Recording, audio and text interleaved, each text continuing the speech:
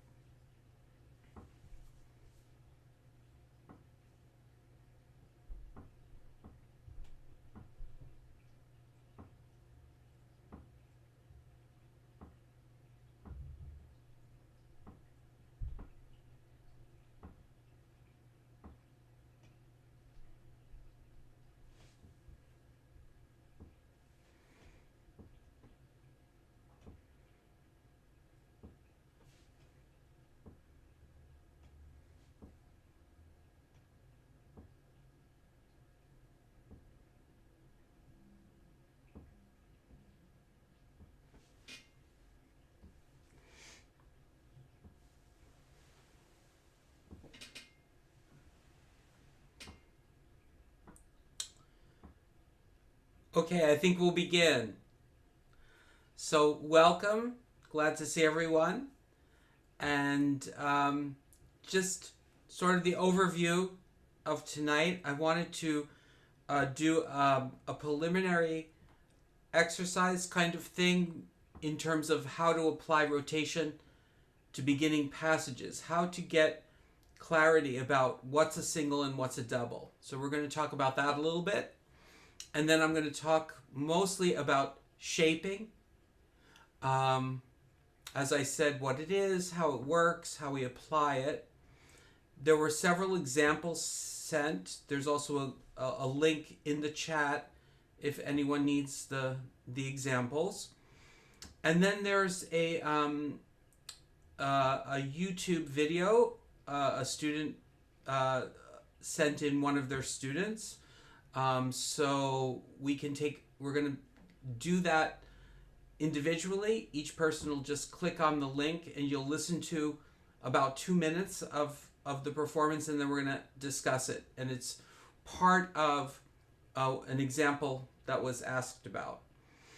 So, and then we'll somewhere in the night have a drawing for the anthology of female black composers that David Friedman and Fix Music has provided for us. There are very generous sponsors for all of this work. So once again, thank you to David, and let's start our conversation. So in the packet of documents, there's a document that says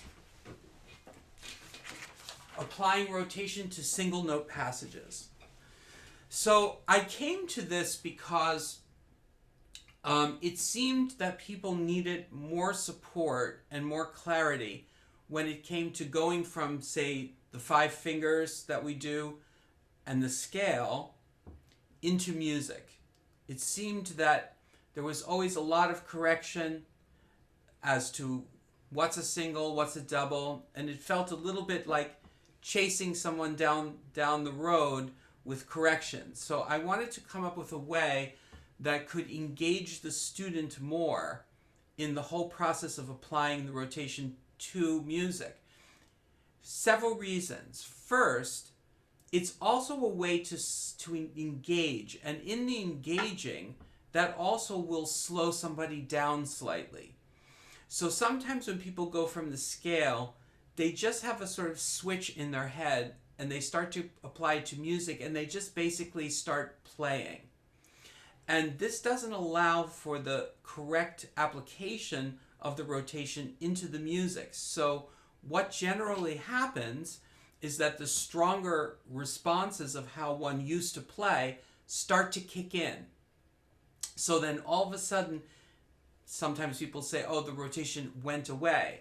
It might not have gone away. It just is a skill that has to be felt for a while before a person can assume that it's happening. So I found that engaging the student more actively versus just correcting what you see, like, no, that's a double, or that's a single over there, was more highly effective than I had imagined. So when we have the conversation, this is about rotation in single note playing. So this does not include octaves, this does not include intervals or chords. That gets into a whole nother realm. But for our purposes, when we go from the scale and somebody gets coordinated in the scale, we generally go to 16th notes, say in a Mozart sonata or a concerto or something, and we start with the scalar passages, usually 16th notes. And the reason we do that is because it provides a certain clarity and a certain simplicity for the student. They don't have to manage other types of issues like how to get in front of the body very often, or intervals with chords and single notes, and all kinds of different things that tend to distract the learning from the basic issue at hand, which is how do we integrate the basic technique into the playing. So we know that we have single and doubles, and we also know that we have preparatory motion. So we have preparatory motion always starts off a passage. So a preparatory motion has to be done in a specific way. No matter where you start a passage, always assume that that's the first note of the piece. Sometimes people say, but oh, if I look at the note before, then this should be a single versus a double. And I recommend not doing that, because once the rotation begins to work automatically, that moment will self-calibrate. So I don't worry too much about that kind of thing. So when we talk about single note playing, we have to talk about the preparatory motion and single rotation to the second note. So that's the formula always. We always have a preparatory motion and a single rotation to the second note. Now, I have found that years ago, the way Taubman used to say is she would say, move opposite to the direction of the second note. And it's very true and it's very accurate, but it didn't seem to clarify it for enough people. Enough people were confused. So then what happens is they're trying both ways, and then the teacher is deciding what's correct. That can sometimes work, but it's, once again, taking the generating of the work out of the hands of the student and putting it more or less into the hands of the teacher that the student will then be dependent upon. And I've seen this many times where people start a passage and they actually look at me and say, was that right? And I was thinking, wait a second, there should be a way that each student would know it's right. So how do we go about doing this? So it occurred to me that there were a finite number of movements involved here. It's not just many movements, a finite number of movements. And it occurred to me that if somebody did it correctly, it could take them 3 motions to get into the second note. And if somebody did it incorrectly, then it would take 4 motions. So the first thing to establish is that the hand starts out neutral. So my hand is neither, and I'll show you from above, my hand is neither counterclockwise nor clockwise.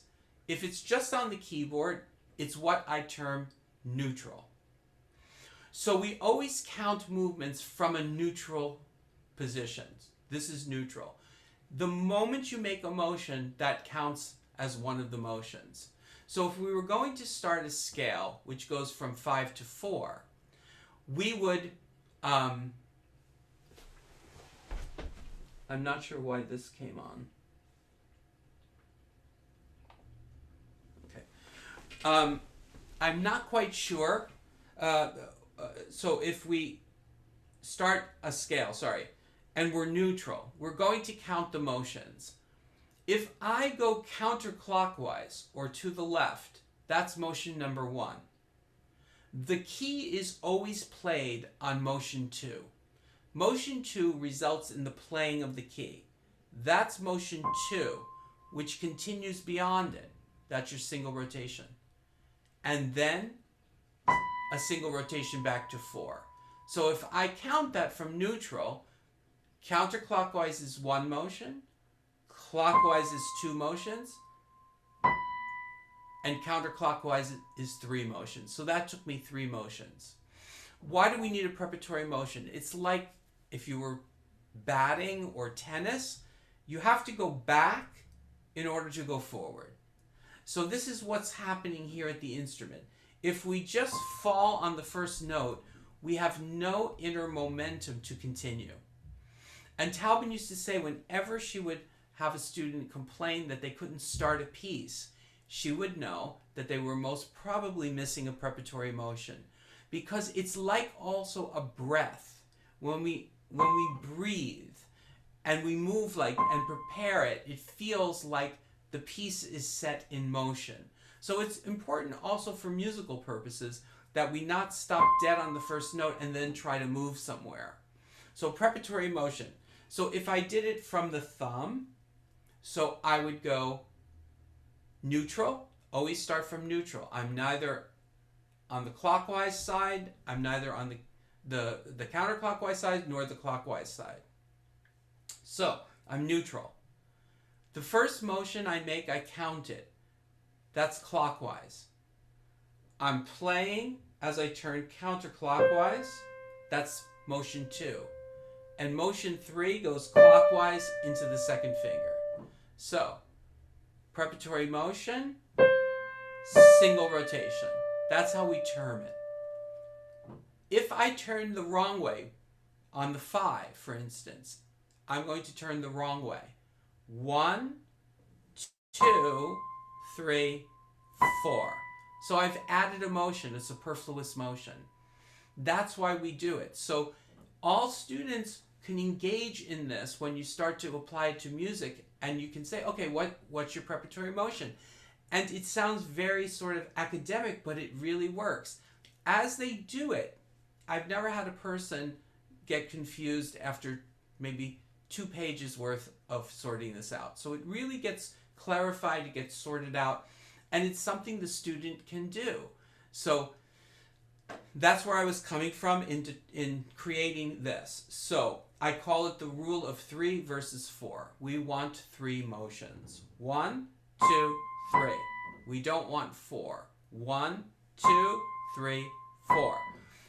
Let's say I do it incorrectly and I say to myself, I think I have 3 motions. So if I do 1, 2, 3, then I have fallen over into the second note. Do you see how that does not put us into rotational balance? Because I'm just continuing the same rotation that played the first note. So that's always going to result in some kind of a smudge when we hear it musically. So the preparatory motion also has another function. It helps lift the fingers. So when I do a preparatory motion, the finger I'm going to also feels a certain aliveness, which I can't do if I have no preparatory motion. If I just go straight down, there's nothing from which the finger can be alive. Okay, so that's our first part, determining the preparatory motion and single rotation from the first to the second note of a passage. Even if I started on the second finger, say I wanted to go 2, 3, 4, 5. 1, 2, 3, 4, right? I mean, well, I continued the counting, but 1, 2, 3. That's your preparatory motion. So why doesn't it go the other way? Why doesn't it go 1, 2? Because I'd have to go 3, 4. And that would add a motion. So 1, 2, 3. I can show it here too. 1, 2, 3. Very hard to do the thumb wrong, because if you go this way, you have no wind up to it. But it's not hard to do like the second finger incorrectly. If I wanted to go 2, 3, I have 1, 2, 3. But I could go 1, 2, 3, 4. It's just that that will not work well in speed. So we want the one with fewer motions. We want 3 motions. 1, 2, 3. Or going from 3 to 2. 1, 2, 3. It becomes very intuitive and very instinctual. Okay, let's move to the second part of this.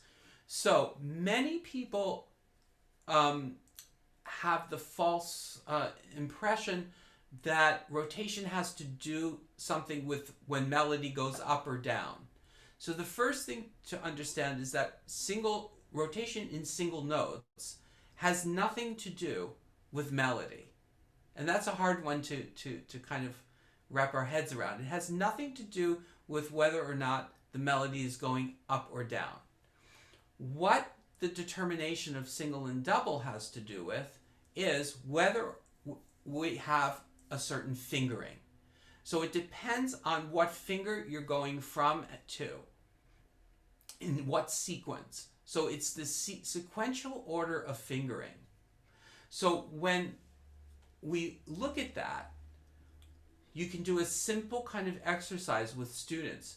First, do it with just numbers and don't even use notes, because the notes can complicate it and sometimes the reading gets in the way. So just do it on a 5-finger pattern.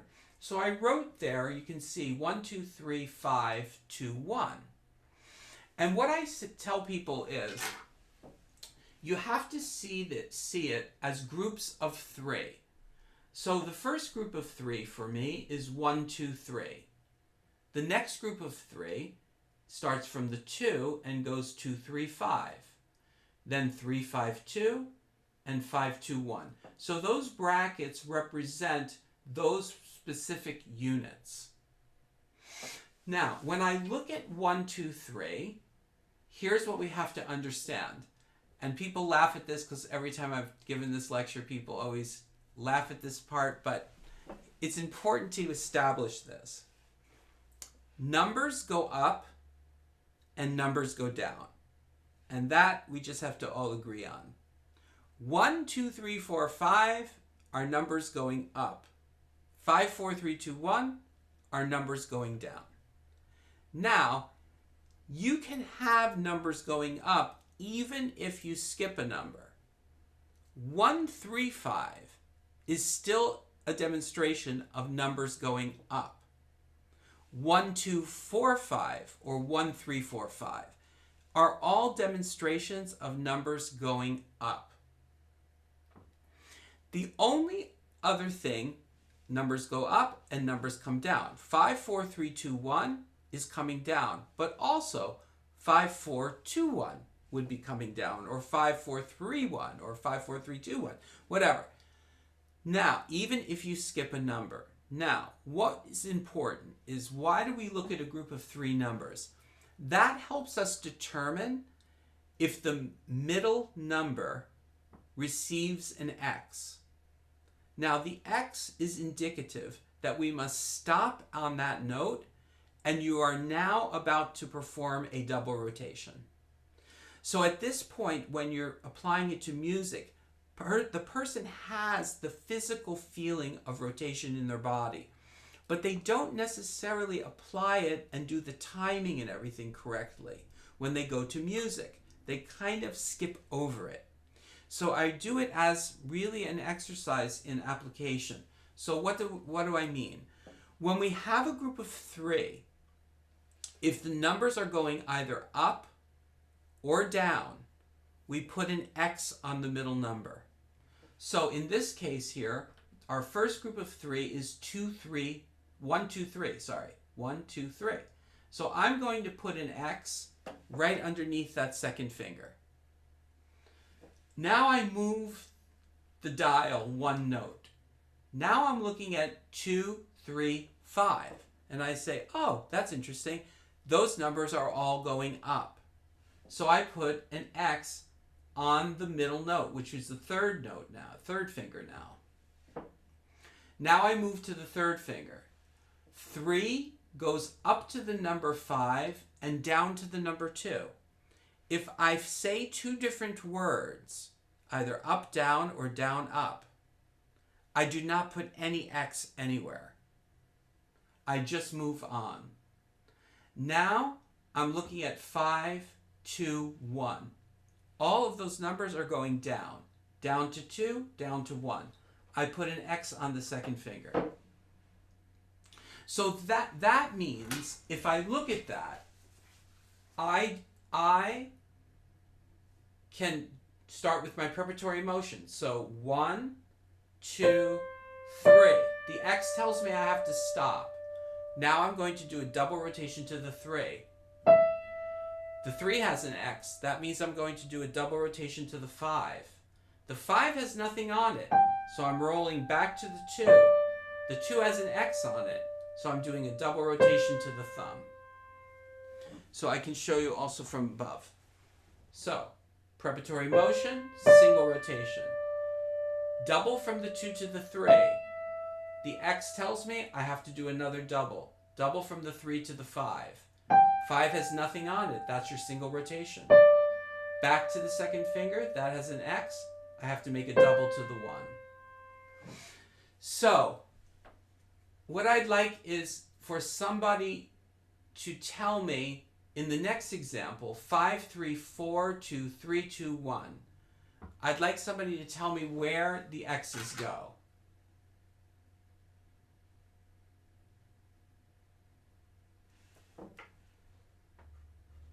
So, can somebody raise their hand? David, can you select someone?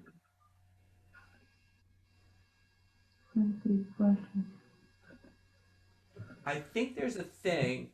Here, oh, sorry. Oh, on the chat.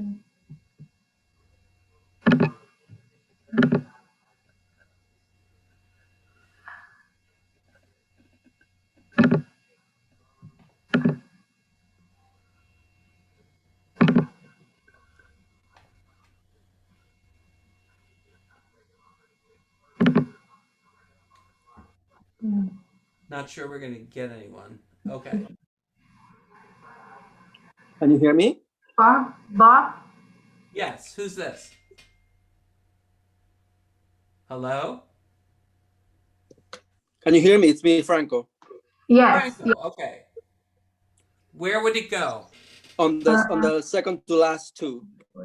That's exactly right. Yeah, 2. Everything else is all, it's preparatory motion, single, single, single, single, single to the 2, double to the 1.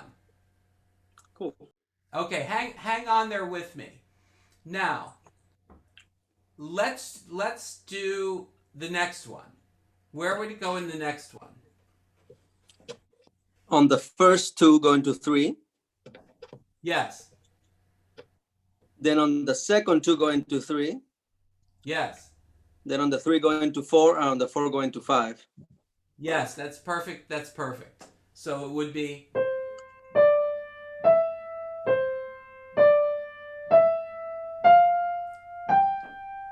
Did you try it physically? Did you try it? On my lap. I'm not at the piano right now, so yeah. I'm not at the piano. Okay. All right, good. So thank you, Franco. Maybe somebody else can try it on their piano and let me know. Does this make sense? You could also write it in the chat. I think.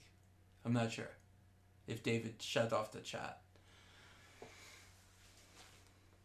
All right. Maybe we'll do it this way. If anyone has any questions, they can certainly write to me. So this is the, we're going to let this settle. The last one you should try, and try it with the 2 different sets of notes that I wrote. Same fingering for 1 and same fingering for 2. 1 and 2 have different notes. but it'll be very interesting what you find there. All right, we're going to move on to shaping. All right. So, first question to answer is, what is shaping? So, shaping are the up and down and across movements that create curvilinear movements of the finger, hand, and forearm. So try this on your own. Sit and then raise your arm and move left and right very fast. This is pure horizontal movement. So just move left and right very fast. And then contrast that experience with moving in a circle. Just move circularly. So you're moving in a circle. So you can feel the smoothness of shaping. And you can feel that you become aware of the tiring effects of the sudden changes of direction. When we just go back and forth like this, we're very aware of those changes of direction. The minute we go in a more circular or elliptical kind of movement, we're not so aware of the definitive beginnings and ends of where we are in space. It feels very fluid. So the shaping achieves these changes smoothly and effortlessly. What does shaping accomplish? So in any given passage, shaping movements assist the fingers in moving across the keys over various combinations of white and black keys. We always talk about what is the forearm's role? And it's good to keep things clear. Even though the technique works together, it's important to understand the clarity of what we're talking about. Rotation is a movement clockwise and counterclockwise. In and out is a movement of the finger, hand, and forearm that goes toward the piano and toward the body.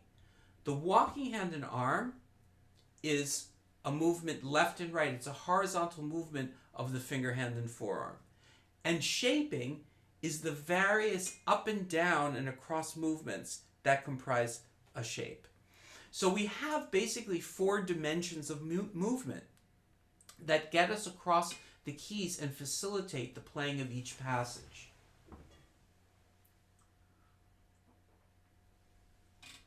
So, not only is it physical, it also has deep musical value.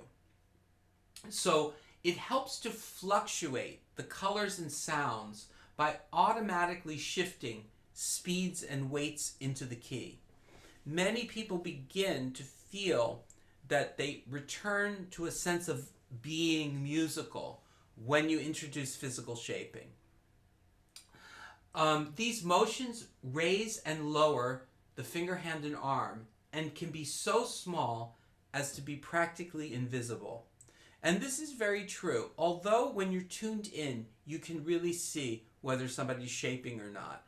We're not talking about huge adjustments. We're talking about something very, very small. These motions produce the rounded design of a phrase in both appearance and sound by sending different speeds and weights to the key. This is where it connects to somebody's musical ear. As they hear the phrase intensify, the shaping carries out those speeds and weights automatically. We would be virtually impossible for us to control this note by note. It would result in very labored, intense playing. So what does that mean? In order to fluctuate sound, speed and weight has to be involved. We could never calibrate the individual speed of each key going down. But as we shape, the arm connected to the ear adds weight and speeds so that we can have differences of sound. So how does this play out? So one can say that this is also thought to be very important in the development of a prodigy, because they intuitively sense the musical shape of a phrase, and at the same time, the body is responding with the correct physical shape. This triggers the correct hidden actions, like rotation and in and out, etc. So sometimes, and this was the case with Taubman, her teacher actually taught shaping. And when she experienced shaping, she said it naturally unleashed and triggered rotational movements and in and out movements in her own playing. And that's why I guess she felt she did better than some of the other students.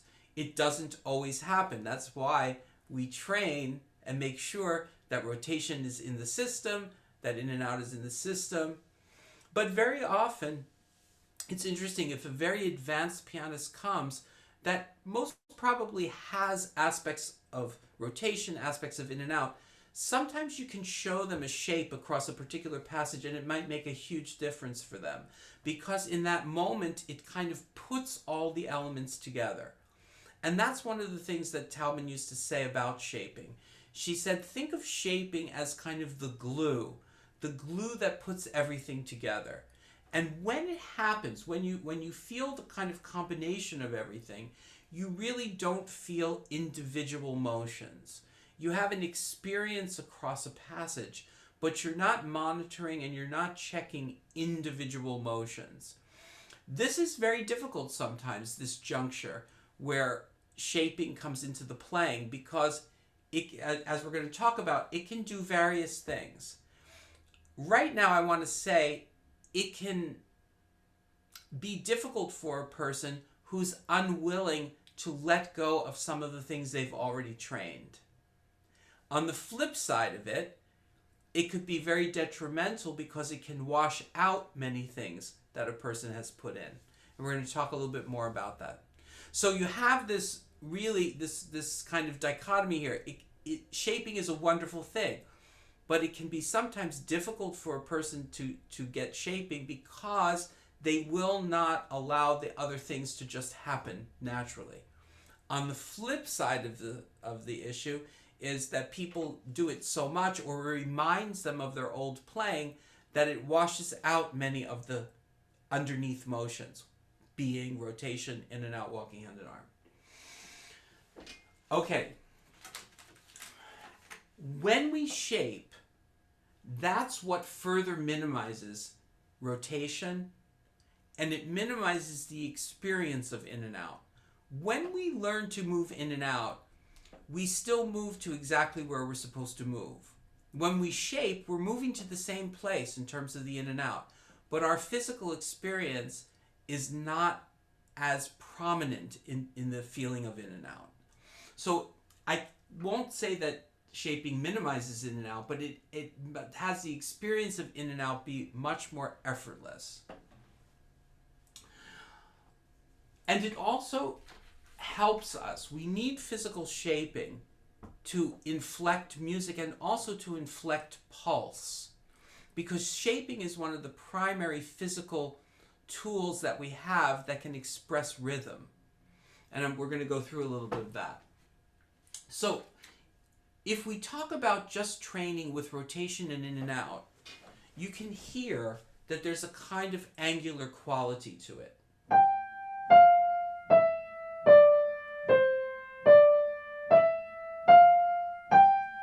Now, so this is a very important step, and I can tell you that many fine musicians have a lot of difficulty listening to themselves do something like this.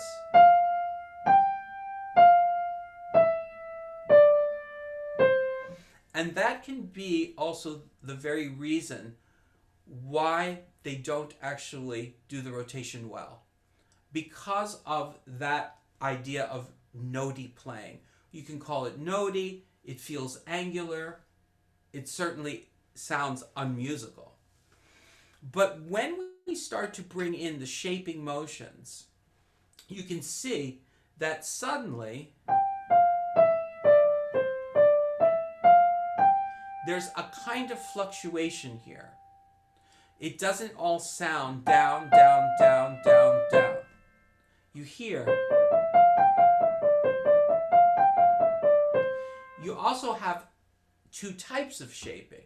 You can do this as two over shapes, and that goes together with the in and out that we first learned, which is coming out to 3 into 4 and 5. So if we do that in and out to 3, into 4 and 5, back out to 4, back out to 3, into 2 and 1, then we use the 2 over shapes. And that's a very good shape for things where you would want maybe a little bit more power on 4 and 5, because the action of going toward the piano and a little bit down brings more of the forearm support. So it's easier to get maybe a stronger sound or a more assertive sound. The other shape is possible with a different in and out. If we come out to 2, to 3, and to 4, we now can go forward on 5 and follow that all the way to the thumb. Forward on 5. I'll show you from above. It's probably better.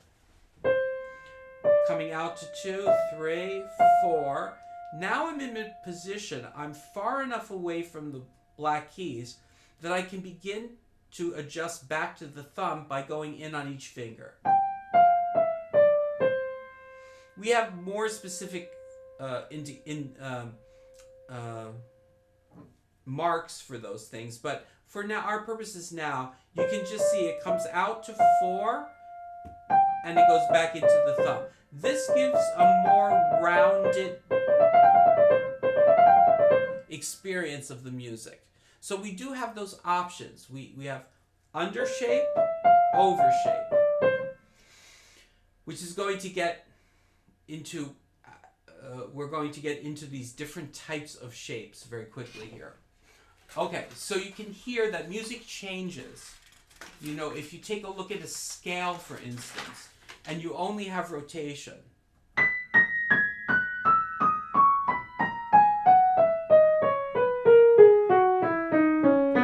you have a certain one-dimensional musical experience. The minute you have shaping, you have a whole different musical affect. So this is what's very important. So some things to keep in mind. Shaping always works together with rotation, the in and out, the walking hand and arm. So it's important that the student understand that shaping, although it feels very intuitive, although it's bringing everything together, it's a fine line because it can also wash everything out. So it's good to have a phase where when you're going from just applying rotation, say to 16th notes, something like this, to make it minimized is very important, because one of the things you don't want to do is add shaping on top of huge rotations. I call it, and many of you know, I say it's like gasoline on a fire. When you put shaping on top of rotation that has not been minimized, I think you're asking for a lot of trouble. So we minimize the rotation to a certain degree. We can never fully minimize rotation on its own. What is furthering the minimizing process is when we shape. Shaping is an ingredient in the minimizing process. So the point is to get it as small as possible, but the student is still conscious.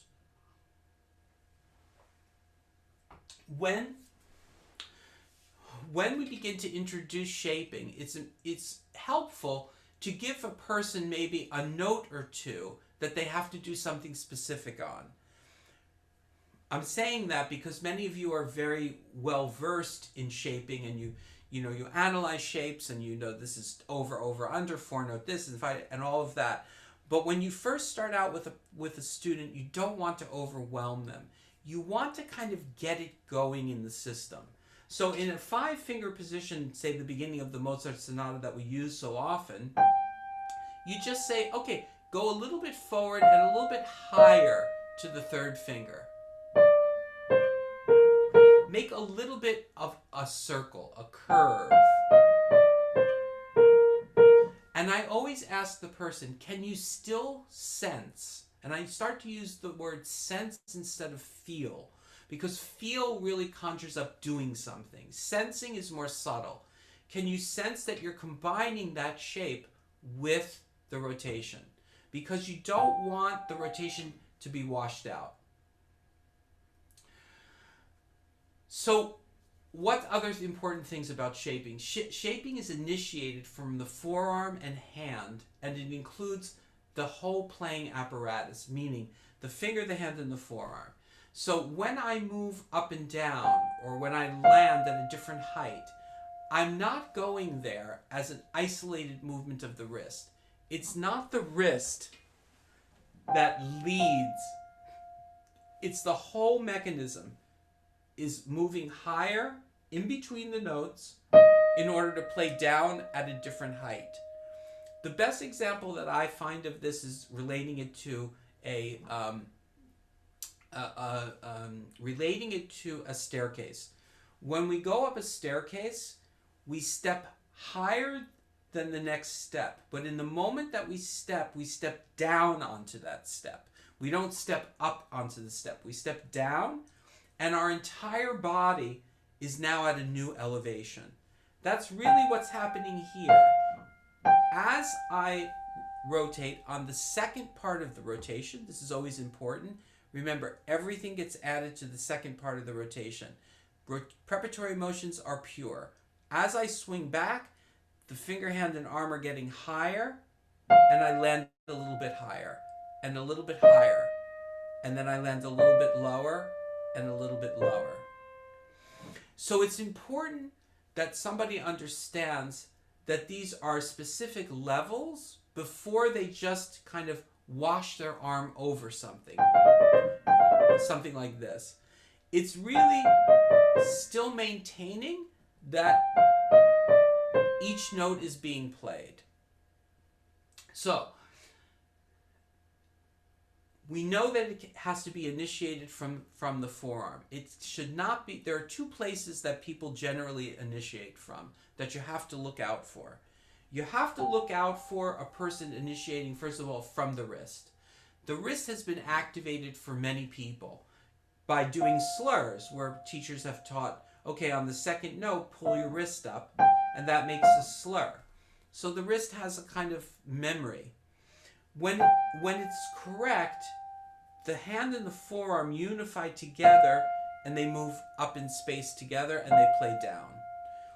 So the upper arm has to be free to move, but that's also another place people initiate shaping from. So very often you'll see very big upper arm waves. And this is bad, because when somebody initiates shaping from the upper arm, there are consequences. One of the consequences is that it pulls the weight off the bottom of the key, so that being down or easily rested is then gone. See, the minute it starts to initiate from the upper arm, then everything at the key level is going to be affected. This is delicate because you can't tell somebody to hold it and make sure it doesn't move. See, that doesn't work either. So the upper arm is free to come along with it. Taubman used to say the upper arm is the best follower. It's not the best initiator, but it likes to follow what the forearm is doing. So there is freedom here, and sometimes you have to encourage some degree of freedom in the upper arm because somebody is just so rigid.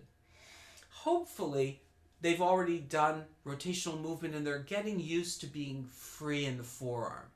The freedom in the forearm can transfer because they can't do the rotation, for instance, in the ascending direction in the right hand if this upper arm is very, very tight. So prior to shaping, you've probably been dealing with some degree of making sure the upper arm is free, but it's worth checking it. Okay, so we have this whole kind of what it is. We know we don't initiate it. What are various shaping options? We talked about this underwave, overwave. And that's a very standard shaping, where on the ascending part of a figure, you're thinking more of the under shape, and the descending part is more of an over shape. Let's clarify some things about under shapes. These are things I look for all the time, and particularly from my background. My background came from a lot of under shapes and done from the wrist. So for me, the moment Taubman said under shape, my wrist just took a dive down. So she had to come up with a way for me to relate to it. So she would call it a cross shape. So try sometimes when you're teaching shaping not to use undershape and see what kind of results you get. Because for me and for many people I work with, saying a cross shape makes all the difference in the world. So it goes across. The wrist, the hand never goes below the surface of the white keys. So it is getting a little bit lower. I mean, that's factual. I mean, it is. But I don't know that under is the best word, but that's what we have. We have undershapes and overshapes. How do we determine whether something's an undershape or an overshape? This is important information because as you try these passages for your students and then instruct them, you have to have a certain facility with determining, okay, is this an undershape or an overshape? So let's talk about what determines over or under. Both over and undershapes are determined by what happens from the first to the second note. Meaning, if I get higher from the first note to the second note, it's an overshape.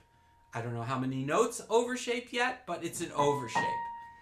If I get lower from the first note to the second note, say in a broken chord, that means I'm now in an undershape. Then you have to determine how far the undershape goes and all kinds of other things. But that's what determines whether something is termed an overshape or an undershape. What happens between the first two notes? Now, this is where it can get very confusing for people. So this is for the teacher, not necessarily for the student until you think they're ready for it. But it is important that people understand that an undershape starts level, goes slightly down and across, and ends on the way up. That can be very confusing for somebody because you're telling them it's an undershape and then you're also telling them it lands on the way up. And as soon as they're completely confused by that, you can then really confuse them and tell them that the overshape starts level, gets higher, and ends on the way down. And certainly if neither of you have lost your mind by the end of the session, consider you're in good shape because it's not such an easy thing for people to sort out. But it's important for the teacher to keep it clear. You start in an undershape, it gets lower, and it comes back up to level. You start in an overshape, it gets a little bit higher than level and comes back to level. So it's getting higher and ending on the way down. Undershape is getting lower and it's ending on the way up.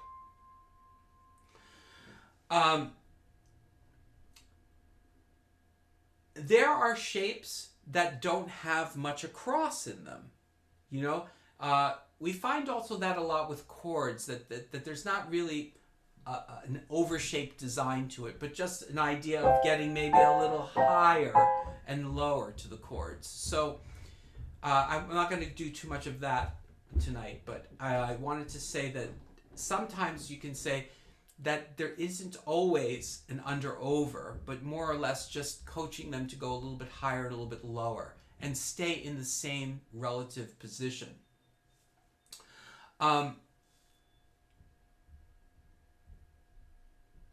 Also, if you encounter pianists who come to you and they have some pain, the first thing I would look at is how are they shaping? Because if they're initiating from the upper arm, if they're initiating from the wrist, that's when you really can ask them, well, do you have fatigue in the shoulders, in the neck, in the back? When they initiate from the upper arm, most likely the symptoms are in the back or in the neck. So you can help them, you know, to realize, okay, we can do the same shape, but can you not initiate it from the upper arm? The wrist, like I said, the wrist and the upper arm are never held rigidly. So as my hand and my forearm are going up and down in space, my wrist connecting my hand to my forearm is also going up and down. The difference is it's not going up and down as an isolated motion, an independent motion. It's a consequence of connecting the hand and the forearm to each other. That's why the wrist does go up and down. But it's a very different experience. It's a very different experience to initiate from the wrist and for the wrist to be going up and down as part of the whole mechanism.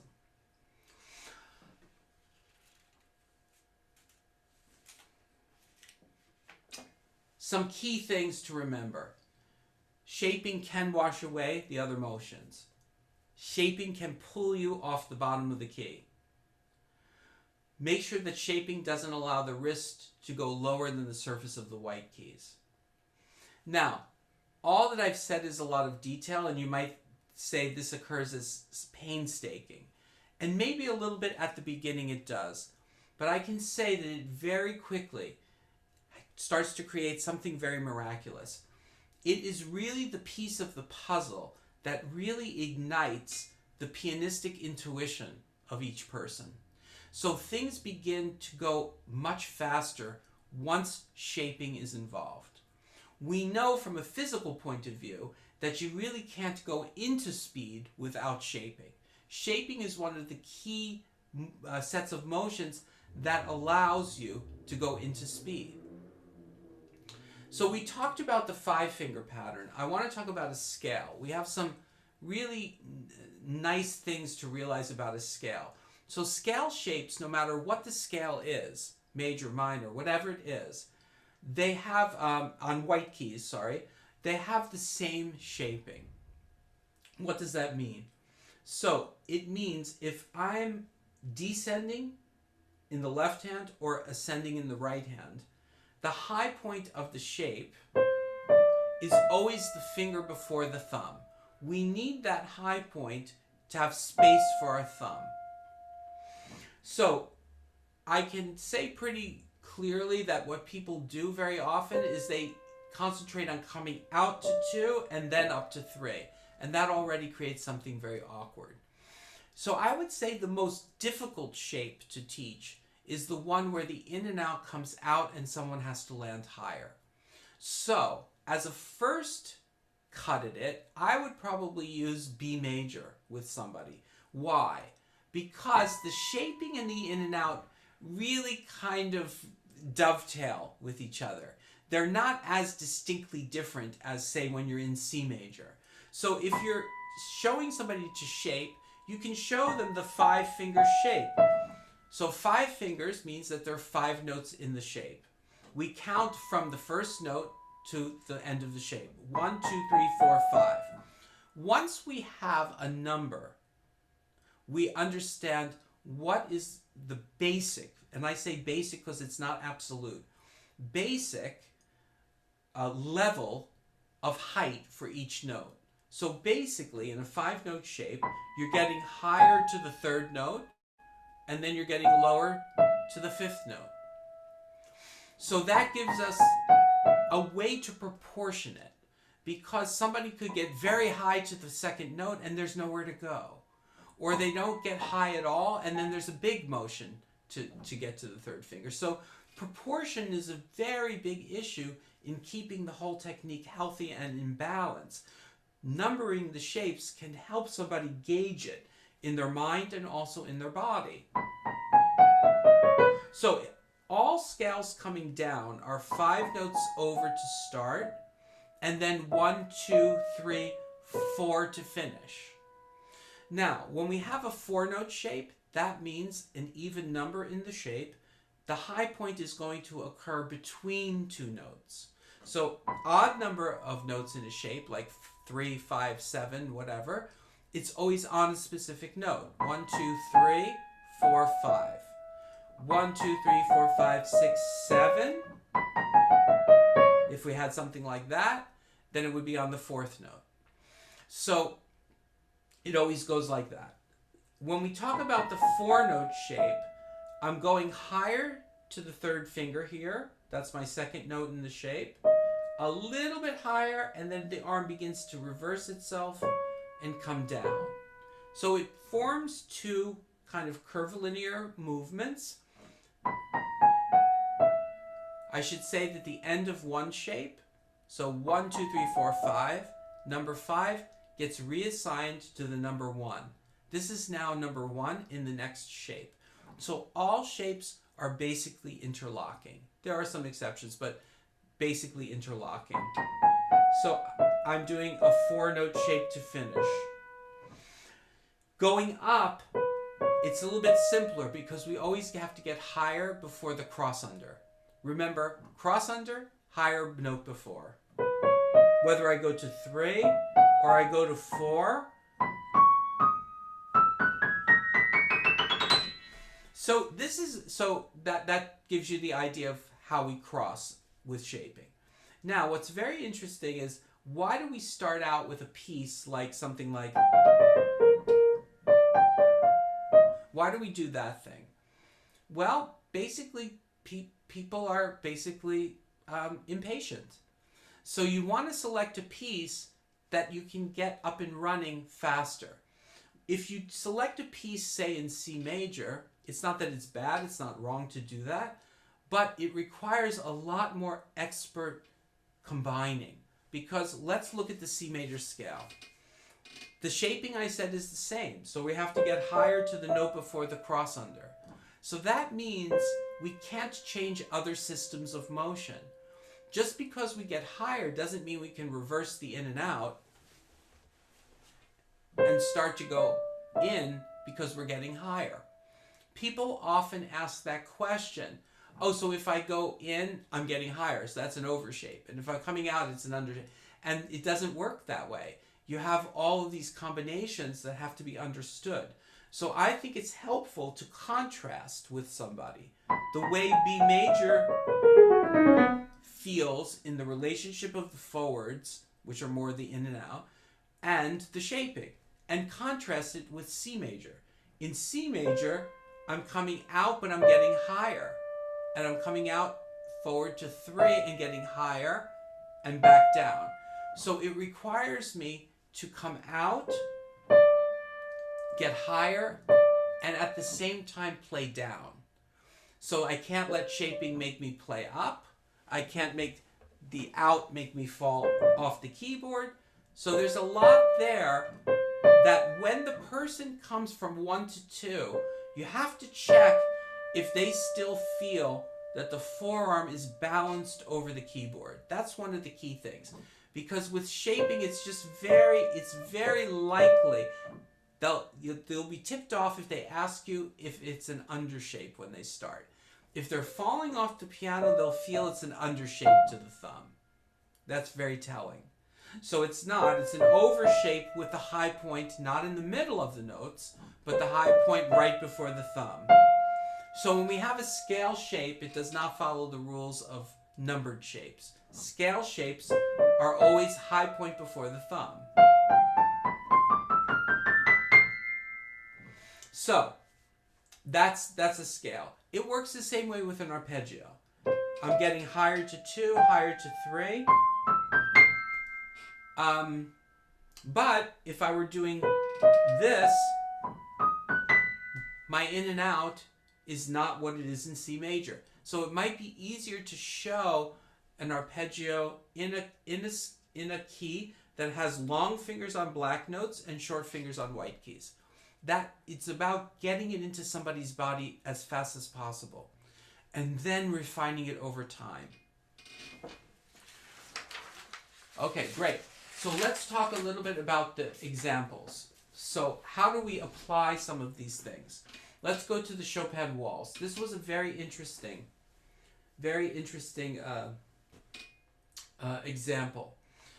And I marked it in a very particular way.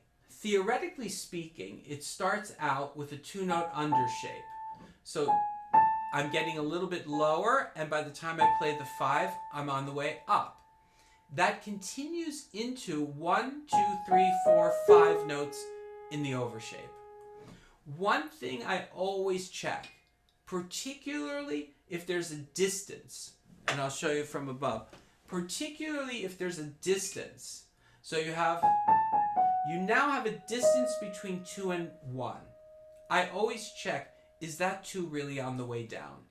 More times than not, the person is going up to the second finger, trying very desperately to get over to the thumb. But when we look at the design of a 5-note overshape, 1, 2, 3, that's your high point. that D sharp is coming down. And that down dovetails with the walking hand and arm. This is what's so miraculous about the combination of motion. Very often, it's the interaction of the motions that solves something.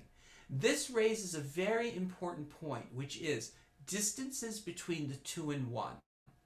When we have a distance between the 2 and 1, it has a walking hand and arm that's necessary. So in the rotation and in the coming down and combining it with shape, I feel the lateral motion of the finger, hand, and arm.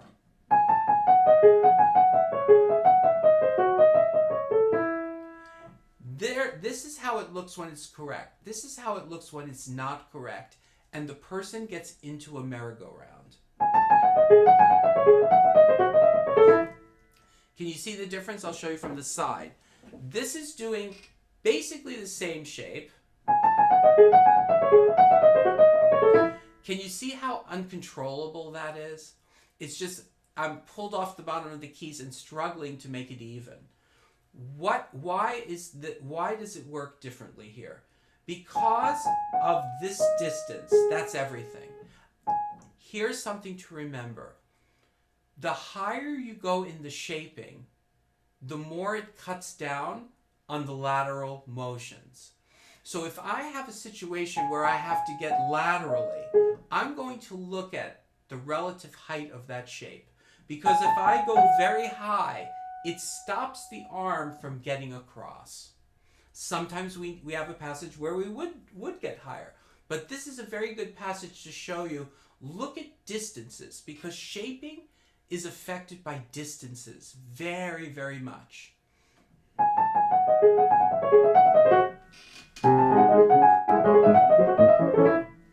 So the feeling when you play correctly is not doing very much. You know, this has a very big feeling. This one has basically, I would say it feels like almost like doing nothing. It doesn't feel very prominent here. So I want to show that. Now this passage also raises another issue, which is it's great as a start to get people into numbered shapes, but shaping doesn't work always perfectly evenly. Think of a staircase where the risers are exactly the same height. You know, when people think of shaping, they think of that kind of staircase, like every step they make is the same size. But I like to think of it as the risers being flexible. They can be bigger between certain steps and smaller between others. This particular passage raises a very important shaping issue, which is this. This is an undershape from 1 to 4 to 5. It is. But if you really do it in a perfectly even way, it will send the arm way over too far to the right. So what happens here is what I term a later undershape. So I'm going here, and because of the distance, I'm not really thinking lower between 1 and 4. I'm thinking I get to 4, and then I do a tiny undershape. So it has the experience of the undershape occurring later.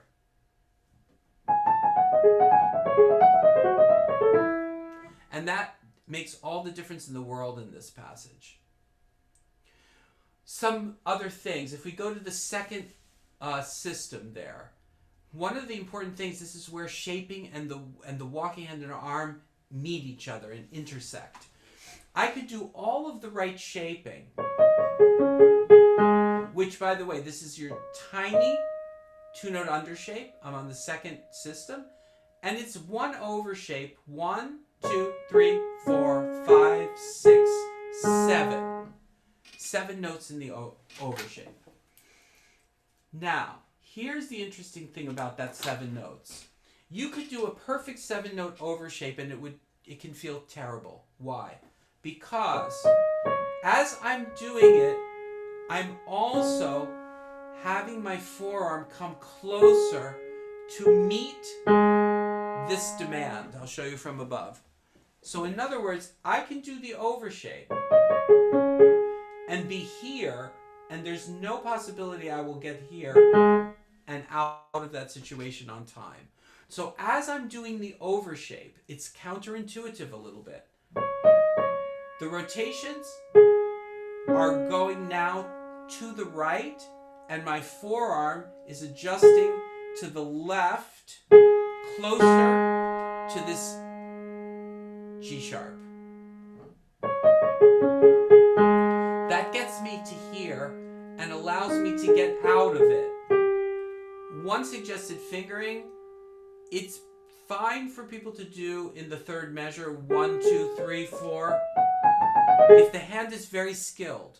If the hand is very skilled, there are some subtle things one can do. A little bit with the walking hand and arm, and a little bit with the concept of letting go. Not perfectly connecting the 2 to the 3.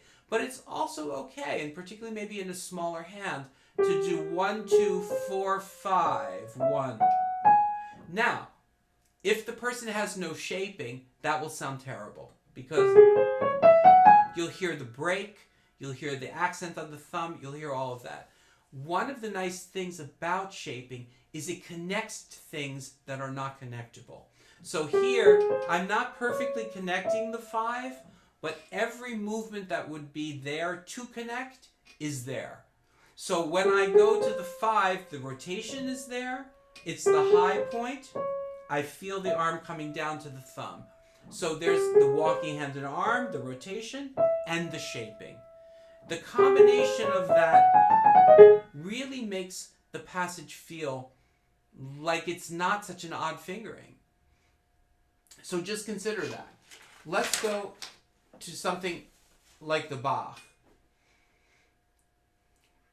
Here's another situation that raises a very important point, which is the distinction between lateral motion and undershapes.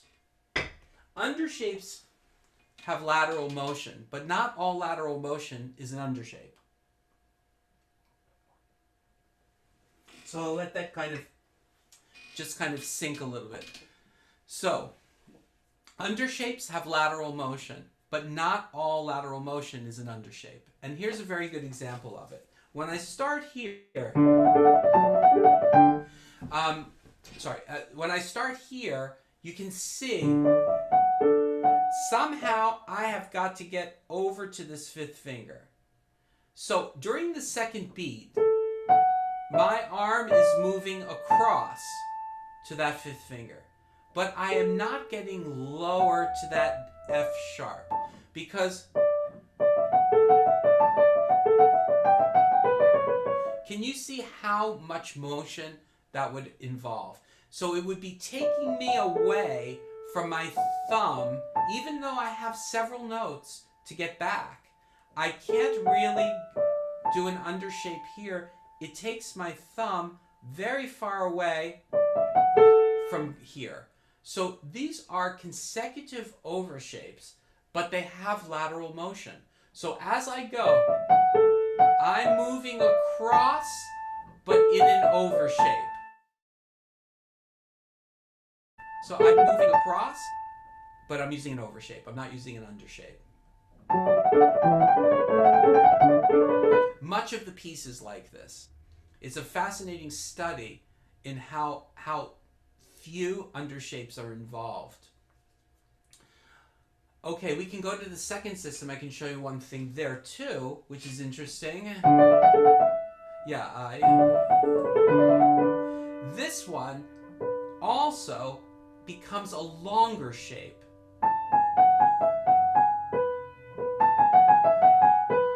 And that is interesting because you see how it starts on the B there. So I'm in the 3rd measure, 2nd system, 1st measure, 3rd measure of the piece. I'm going to be returning to this B. If I do a nice old undershape, which relocates me over here, I am not going to get back to this B on time and feel good about it. Can you see how the one shape from above, can you see how it keeps my thumb very close. I'll show it from the side so you can see how the shaping looks. Does that look huge to anyone? Because it's very, very small.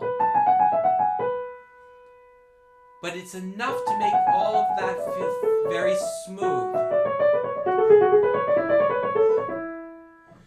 Okay, so let's move on. Let's go to the Beethoven Opus 110.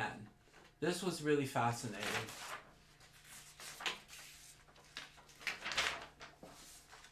Yeah, I just want to miss a few small points, and then we're going to go to also to the video. Okay, so if we look to the fourth system, where the 30-second notes come in, the person sent me this example, and the first thing that they felt was they wanted to cross to 4. And for my taste, that's just a little bit too disconnected in experience. So my question would be, if a person's selecting 4, why are they selecting 4? Because 3 is actually closer. If we take a look and we see the relative movement of how we get to 4, this is much further than the 3.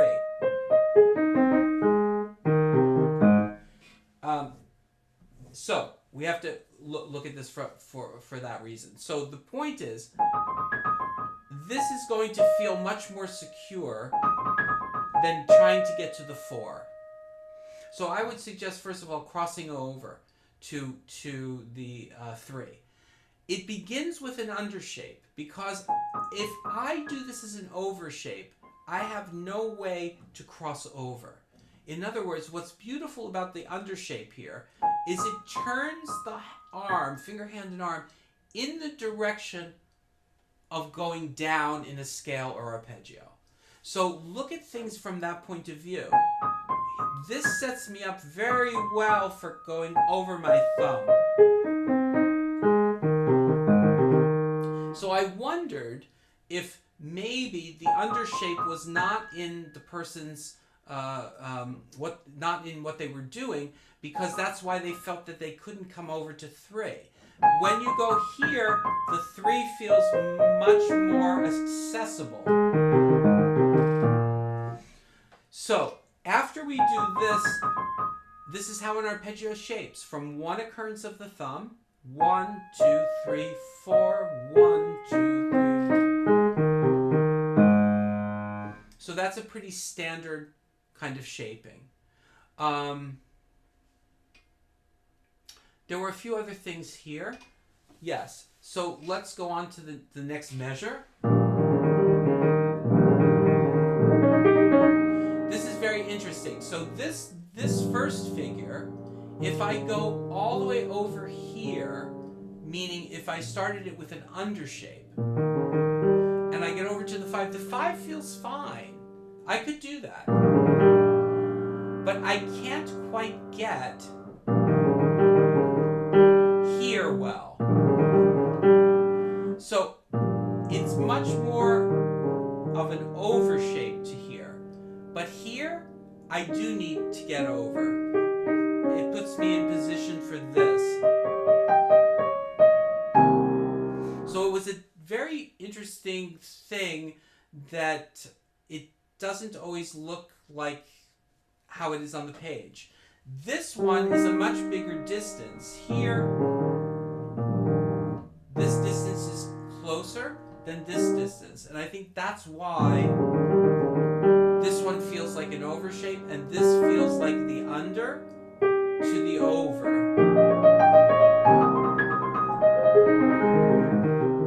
Now, this one was an interesting look at fingering, for instance. In a large, wider hand, I would do the fingering right above the notes. 1, 3, 2, 3, 5, 3, 2, 3, 1. Now, there is a bit of a skill here of what we call scissoring, allowing the hand to turn on the side like this.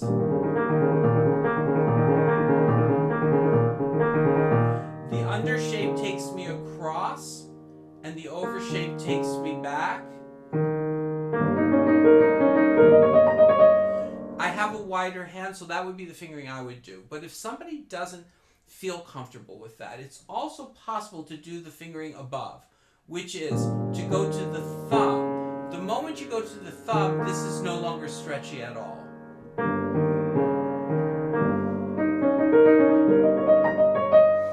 Perfectly fine fingering. It's busier than the fingering below it, but it's a doable fingering.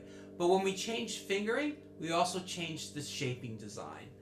This shaping design would have to do a 3-note over to the thumb, 3-note under, and then another over to here.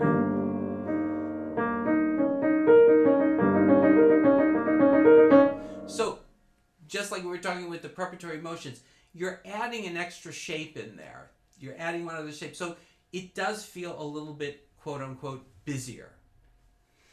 Okay, let's go to the Ravel because I wanted to discuss the Beethoven and then look at the video. Let's go to the Ravel. This would be the third system. This is another example of what we talk about when we talk about determining shapes. If you look at shapes from the point of view of 5 fingers, we discuss the 2 different options. We discuss the options on scales. We have to discuss the options on broken chords because they're very important. So in a standard broken chord, where we go up some notes and down some notes, I would say it's a very, very standard undershape on the way up, overshape on the way down. If you change one aspect of that, the whole shaping design changes, which means if you go up to the top and come immediately back down to the thumb, that becomes one whole overshape. It's what happens here if the person does the undershape is it brings the thumb way away from where it has to play. And that actually causes twisting. This kind of thing. By merely changing the shape, making it one overshape, you avoid twisting and you avoid that feeling of desperately trying to get back to the thumb in a moment's notice. So this is what's coming into play here a little bit. Now, what's interesting as you get into shaping is that it's not always when it comes immediately back to the thumb. And these are things you have to determine. Sometimes we can have several notes before coming back to the thumb, and it still includes one overshape. This is a good example of it. When we come here, we have a 2-note overshape because we want to come back to this thumb. This is a standard scale shaping now. 1, 2, 3, 1. So not too much crazy here yet. Now, what's interesting coming up is that if we do an undershape, that brings us pretty far over to the right. And we don't have that much time to get back here. So whenever things feel like you don't have time to get somewhere, take a look at the shape you decided on, because that can be a big error. Now, if I make it one overshape from that E, from here, one overshape, see where my thumb is? It goes from here to here. Undershape goes from here all the way back. So that's one aspect of what's going on here. The other aspect is the intersection with the walking hand and arm. When I do the walking hand and arm, it's very interesting. I go up to the 5th finger. You can do 5-5 if you want. You could do 5-4. Depends what the person likes. But I'll do it with a 4. When I come,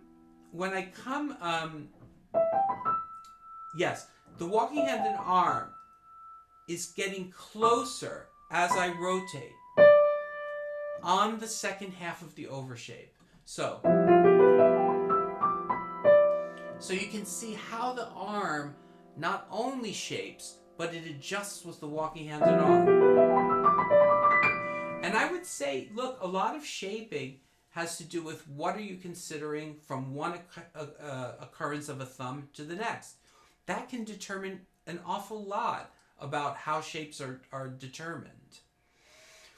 Okay, the same issue in the Beethoven, which is this. When you start this, first of all, the torso has to be much further down than we would think it is. It's really quite low on the piano. So the torso is over to the left, the body is a little bit back to allow the forearm to come in, and it's really 1, 2, 3, 4, 5 notes in the overshape. So it's going from one occurrence of the thumb to the next.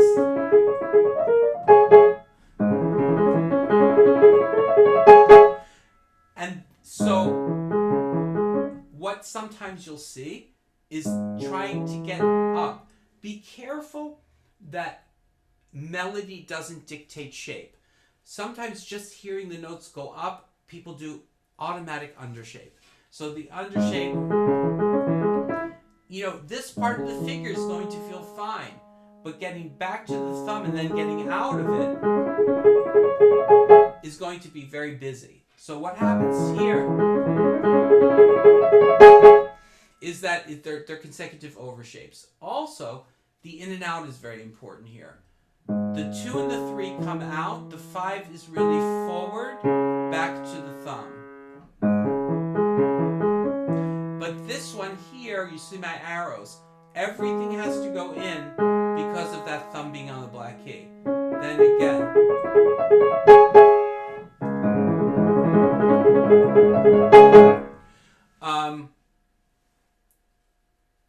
I don't know if there's much more to say about that.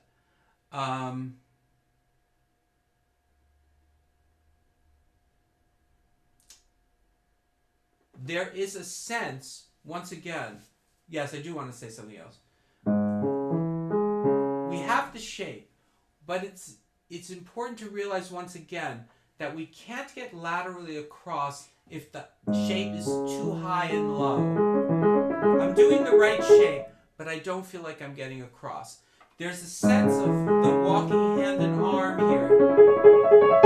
There's a sense of the walking hand and arm moving laterally, which is very important. So the shaping here is not very prominent. It's very, very subtle.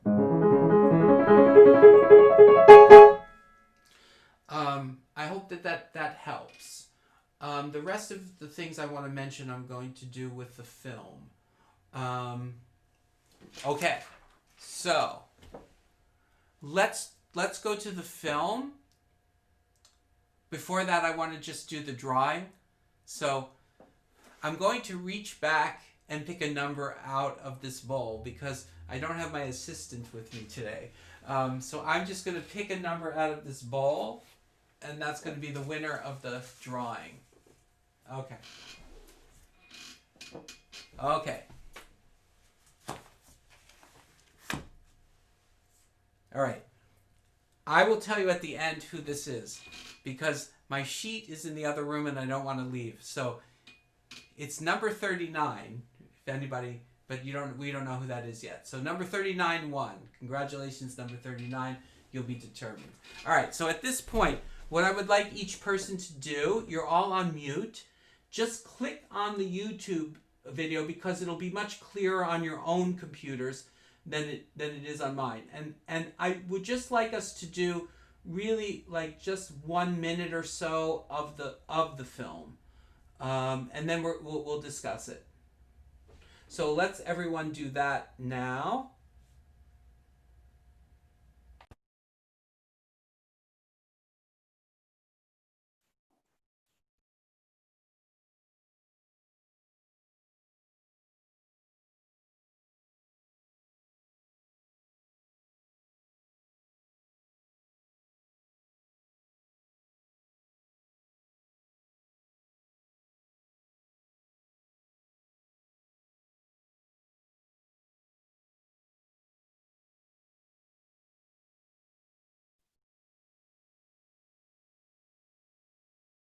View stream on YouTube.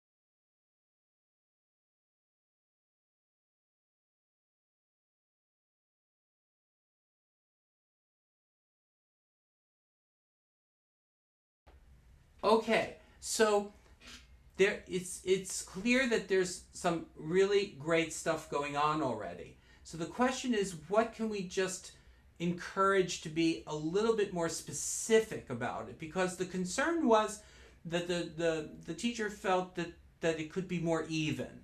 So, and I think, if we're listening, we can all kind of tune into that. And of course, we're working our whole life on playing more and more evenly. But the question is, are there tangible things here that could affect the evenness? And the thing that I would like to say about the passage is that when I watched it from the side, what I could see was that I could see a lot of the in and out. So I think minimizing the in and out is very important here. So it's in and out that occurs basically inside the black key area. So from the side, the furthest out that the thumb should go is really here. So if I saw the thumb was more in kind of in the middle of the key, so that sudden coming out makes this very hard to get back into. So we have to minimize that. The other thing is that what occurs to me here is a little bit of what we talked about, which is there's obvious shaping going on, and I think it's the right kind of shaping, but I think that the shaping is pulling the double rotations off their focus. So it's important that the person practice with a conscious understanding that there's the double rotation from the 2 to the 3 and the 3 to the 5.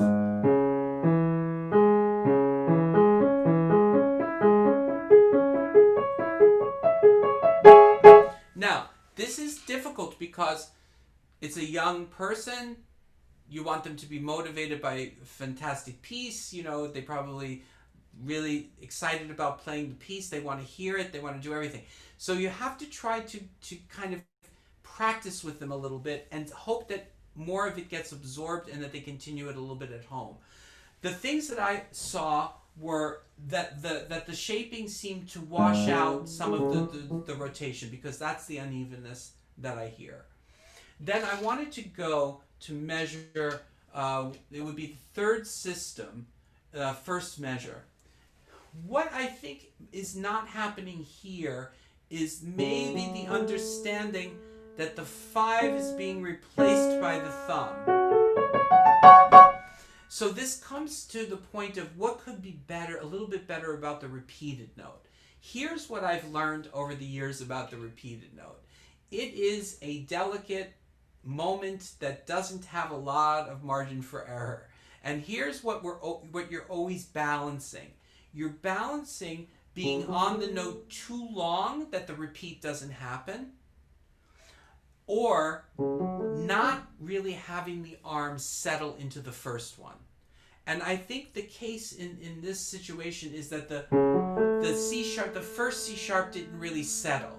So there was nothing to move off of. In other words, it's that solid first note of a leap.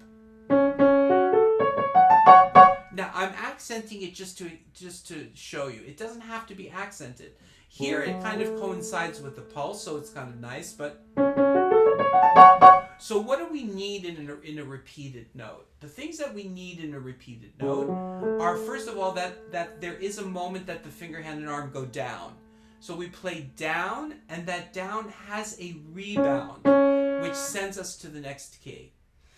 In that rebound, what's important, and I'll show you from the side, what's important is that the alignment is maintained. If that rebound goes up into the wrist, if the hand stays down, if the fingers stay down, it's not going to be fast and effective. What makes it fast and effective is everything going up as a unit. That's why I think doing the intervals, which we did in one of the previous sessions, and teaching the rebound is so helpful, because you can insert it right here. You say, remember how you do octaves? How you rebound so nicely? Do it here. Rebound and come down. Always remembering that all of those things can't erase the fundamental idea of the rotation. The first repeated note is going to the right, this is going to the left.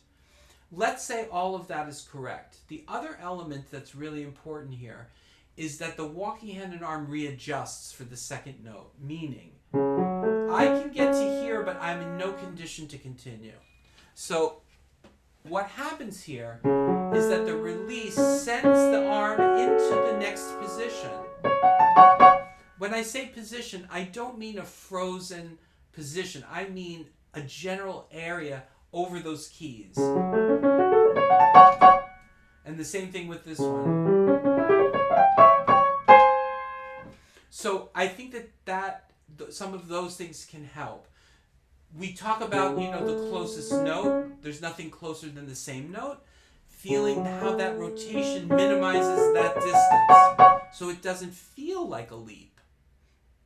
And then I wanted to say something about the next part before we stop. Maybe we'll go 2 minutes over. The shaping here is odd and very important. So the first shape comes to here, to that second beat. And then there's kind of a long over shape. Going here to here. And then there's another over shape that has to occur. That's very short. It only goes to the C sharp.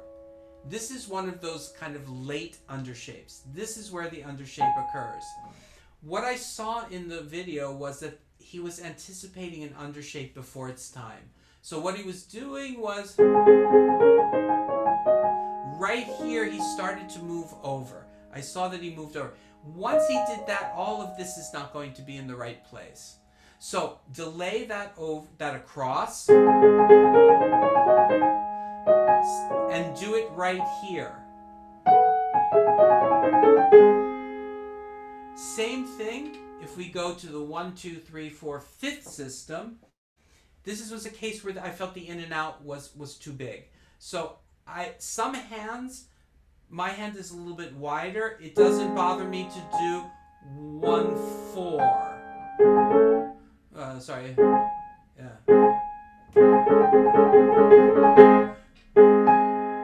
Yes, I can do the 1. I can do the 1, 4 here. Now that's going to keep me inside. If a person can't do that 1, 4, which many people can't, then they have to do 1, 5, 1, 5. But what has to happen here is that second 5 has to remain inside the black key area. The moment that 5 comes here, this motion is going to be very big. That motion is going to be very big, and that's what we heard as the cause of some of the unevenness. Obviously, with a 4, I'm moving in and out minimally. But with a 5, it's not bad. I just think it needs to be reduced, minimized. But it's so nice to see. I mean, there is really healthy motion going on, and it's always a question of just refinements. And sometimes, I don't know, psychologically, it's good to let the person kind of play and experience the music and do that, and then spend some time saying, okay, let's refine this place over here. Knowing that when you spend the time on a place like that, there is exponential value to that moment. See, if you fix it once here, how many more times in the piece is this going to happen that it's going to go into it? So you're looking at accumulating through the refining process more and more correct, so that the scale tips more in the direction of more correctly done, meaning more control, meaning more even. Okay, if you give me 30 seconds, I will be right back to tell you who number 39 is.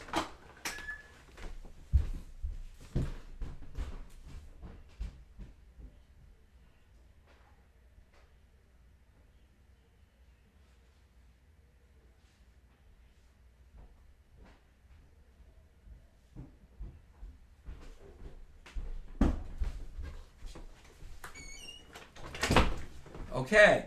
Number 39 is Francis Rohrer.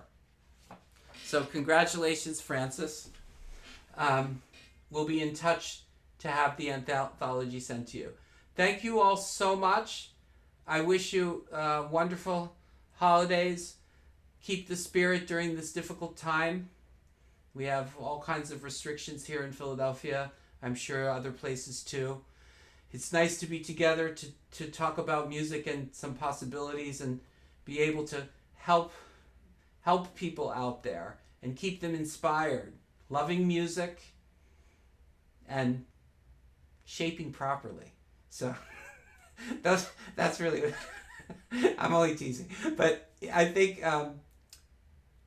this work gives us hope, and when things change, all of this work everyone's doing, we're all going to be at another level. We're definitely all going to be at a different level. This has pushed so much for all of us. Our comfort zones, our capacities, everything. So when we all get back together, I think we're going to really, really have another experience of the work even. So thank you so much. Thank you for your dedication. I appreciate it so much. I look at this as so much hope for the future. You can't imagine how many people are wanting this work. It's just all over, and they don't get help. So thank you for the difference you make with all of your students at all levels. I really, really want you to know I appreciate it so much. Happy Thanksgiving to everyone. Other people in other countries, I don't know, it's not your Thanksgiving, but we have Thanksgiving here, so I'm very thankful for all of this. And I'll see you soon in a few weeks. Bye-bye.